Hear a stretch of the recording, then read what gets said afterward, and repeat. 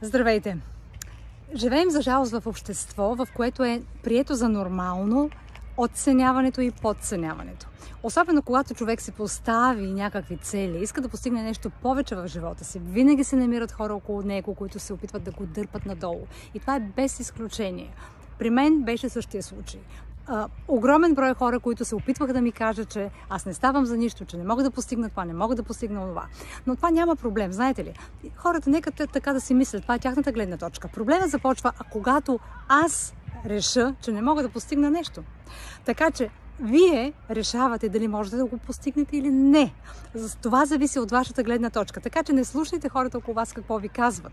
Вярвайте в себе си, продължавайте напред, развивайте се и това е най-добрият отговор на целия свят около нас, защото ние живеем на планетата Земя. Добре дошли на Planet Earth, където е нормално, когато човек иска да израсне и да излезе извън бокса, е нормално един много голям процент от хората да се опитват да го дърпат надолу. Така че не се спирайте, не слушайте какво ви казват, запушете си ушите и продължавайте напред. Успех!